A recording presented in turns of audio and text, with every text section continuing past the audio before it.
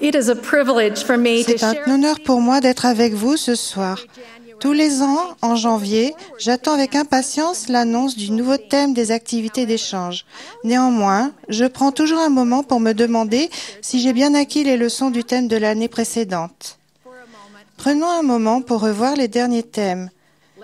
Que la vertu orne sans cesse tes pensées. Soyez constants et immuables, étant toujours abondants en bonnes œuvres. Sois un modèle pour les fidèles. Soyez fortes et prenez courage. Et le 13e article de foi, nous croyons que nous devons être honnêtes, fidèles, chastes, bienveillants et vertueux, et que nous devons faire du bien à tous les hommes. L'étude et l'intérêt pour ces écritures pendant toute une année ont permis qu'elles fassent partie de notre cœur, de notre âme et de notre témoignage. Nous espérons que vous continuerez à suivre leurs directives tout en portant votre attention sur le thème de 2012 qui se trouve dans les Doctrines et Alliances. Le chapeau de la section 115 explique « C'était en 1838, à Far West, Missouri, Joseph Smith révélait la volonté de Dieu concernant la construction de ce lieu et de la maison du Seigneur. Le prophète était optimiste et encourageant. Au verset 5, où l'on trouve le thème de cette année, le Seigneur lui dit « En vérité, je vous le dis à tous, levez-vous, brillez, afin que votre lumière soit une bannière pour les nations. » À quoi pensez-vous lorsque vous entendez les mots « levez-vous » ? Personnellement, je pense à vous, noble jeunesse de l'Église. Je vous imagine sortant du lit et vous levant diligemment tous les matins pour le séminaire matinal. Je vous vois vous levant fidèlement après avoir terminé vos prières quotidiennes à genoux. Je pense à vous vous levant courageusement pour rendre votre témoignage et pour défendre vos principes. Votre engagement vis-à-vis de l'Évangile et votre bon exemple sont pour moi une source d'inspiration. Beaucoup d'entre vous ont déjà accepté de se lever et de briller, et votre lumière encourage d'autres personnes à faire de même. L'une des meilleures façons de se lever et de briller est d'obéir avec confiance aux commandements de Dieu. Nous apprenons ces commandements dans les Écritures, de la bouche des prophètes modernes et dans les pages du livret « Jeunes, soyez forts ». Chacune de vous doit avoir son propre exemplaire. Dans le mien, j'ai entouré les mots « pour » et « vous », comme me l'a enseigné un ami que je respecte. Ce geste tout simple me rappelle que ces principes ne sont pas que des directives générales. Elles s'adressent expressément à moi. J'espère que vous prendrez le temps d'entourer ces mots dans votre livret, que vous le lirez d'un bout à l'autre et que vous ressentirez l'Esprit vous témoigner qu'ils sont également pour vous. Il y en aura peut-être parmi vous qui seront tentés de ne pas tenir compte des principes de jeunes, soyez forts, ou de les rejeter. Elles regarderont ce livre et diront « Tu vois, maman, le livret ne parle pas de... » Ou elles se justifieront en disant « Ce que je fais n'est pas si terrible. Je ne suis certainement pas aussi mauvaise que... » en indiquant le nom d'un ami ou d'une connaissance. Harold B. Lee a dit « Le plus important de tous les commandements de Dieu est celui que vous avez le plus de mal à respecter aujourd'hui. » Le roi Benjamin a expliqué « Je ne peux pas vous dire toutes les choses par lesquelles vous pouvez commettre le péché, car il y a divers voies et moyens. Oui, tant que je ne peux les énumérer.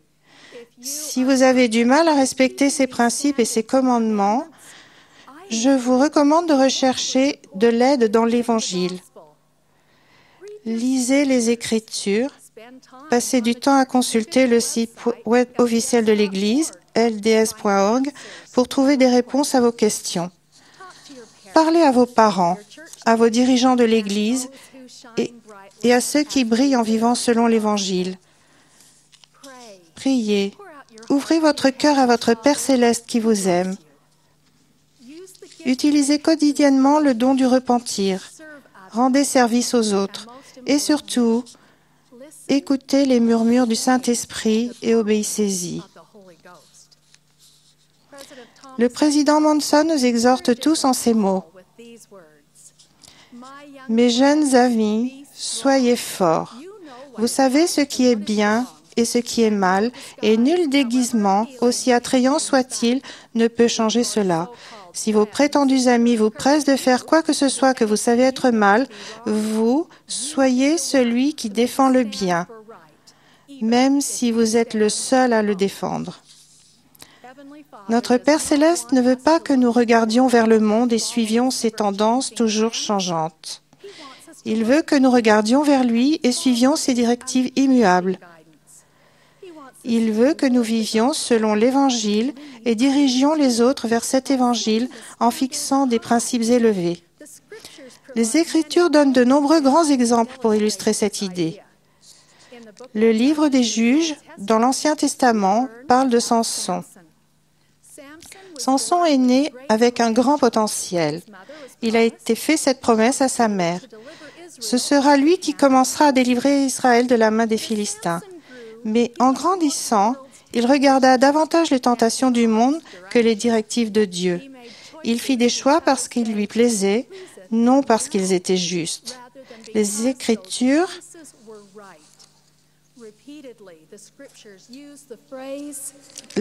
utilisent à maintes reprises l'expression « il descendit » pour parler du parcours, des actions et des choix de Samson.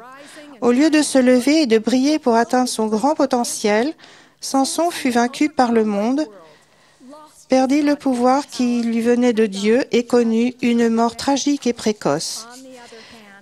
Par contre, les Écritures donnent l'exemple de Daniel. Daniel, lui aussi, est né avec un grand potentiel. Dans le livre de Daniel, au chapitre 6, nous lisons « Daniel surpassait les chefs et les satrapes parce qu'il y avait en lui un esprit supérieur. » Quand Daniel rencontra des problèmes posés par le monde, il ne se tourna pas vers le monde. Il se leva et regarda vers les cieux. Au lieu de suivre le décret profane du roi qui interdisait de prier quelqu'un d'autre que le roi pendant 30 jours, Daniel se retira dans sa maison où les fenêtres de la chambre supérieure étaient ouvertes dans la direction de Jérusalem. Et 3 fois le jour, il se mettait à genoux, il priait et il louait son Dieu comme il le faisait auparavant. Daniel n'avait pas peur de se lever et de briller en respectant les commandements de Dieu. Il dut passer une nuit inconfortable dans la fosse aux lions pour avoir défendu ce qui était juste, mais il fut protégé et béni pour son obéissance. Quand il fit sortir Daniel de la fosse aux lions le lendemain matin, le roi Darius décréta que tout le monde devait craindre le Dieu de Daniel et suivre l'exemple de fidélité de Daniel. Daniel nous montre réellement ce que veut dire être une bannière pour les nations et ne jamais transiger sur nos principes face aux tentations profanes. J'ai eu la bénédiction d'entendre de nombreux exemples actuels de jeunes, comme vous, qui n'ont pas peur de se lever et de briller pour permettre à leur lumière d'être une bannière parmi leurs camarades. Joanna était l'un des 3 seuls membres de l'église de son lycée et la seule jeune fille de sa paroisse.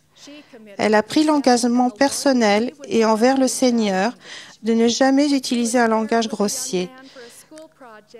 Quand elle a été mise en équipe avec un jeune homme de son école qui n'avait pas pris les mêmes engagements, elle n'a pas transigé sur ses principes. Elle lui a demandé de respecter ses valeurs. Au fil du temps, suite à de nombreux rappels discrets et certains moins discrets, son amie a pris de nouvelles habitudes et a utilisé un langage plus châtié. De nombreuses personnes ont remarqué la différence, notamment la mère du jeune homme, qui a remercié Joanna d'exercer une bonne influence sur son fils. Lors d'une récente formation aux Philippines, j'ai rencontré Karen, qui m'a raconté une expérience qu'elle avait eue en tant que lauréole, tandis qu'elle étudiait pour obtenir un diplôme en gestion d'hôtels et de restaurants. Un professeur exigeait que tous les étudiants apprennent à faire toutes les sortes de boissons qui seraient servies dans leur restaurant et les gouttes. Certaines boissons étaient alcoolisées et Karen savait que c'était à l'encontre des commandements du Seigneur qu'elle les goûte. Malgré les graves conséquences, Karen a trouvé le courage de se lever et de briller, et elle n'a pas touché à ses boissons. Elle m'a expliqué, « Mon professeur est venu me trouver et m'a demandé pourquoi je ne buvais pas. Il a dit, « Mademoiselle, comment allez-vous connaître le goût et réussir cette branche importante si vous ne goûtez pas au moins ces boissons ?» Je lui ai dit que j'étais membre de l'Église de Jésus-Christ des Saints des Derniers Jours et que nous, les membres, nous ne buvons pas de choses qui nous sont nuisibles. Il pouvait attendre de moi ce qu'il voulait, et même si cela impliquait d'avoir une note éliminatrice, je comprendrais, mais je ne transigerai pas sur mes principes personnels. Des semaines ont passé, et il n'a plus été question de cette journée. À la fin du semestre, Karen savait que sa note finale reflèterait son refus de goûter les boissons. Elle hésitait à regarder sa note, mais lorsqu'elle l'a fait, elle a découvert qu'elle avait reçu la meilleure note de sa classe. Elle ajoute, « Cette expérience m'a appris qu'assurément, Dieu nous bénit quand nous le suivons. Je sais aussi que si j'avais reçu une note éliminatrice, je n'aurais pas regretté ce que j'avais fait. Je sais que je n'échouerai jamais aux yeux du Seigneur si je choisis de faire ce que je sais être juste. » Chère jeune fille, chacune de vous est née avec un grand potentiel. Vous êtes les filles aimées de notre Père céleste. Il vous connaît et vous aime. Il vous invite à vous lever et à briller, et il vous promet que si vous le faites, il vous soutiendra et vous bénira.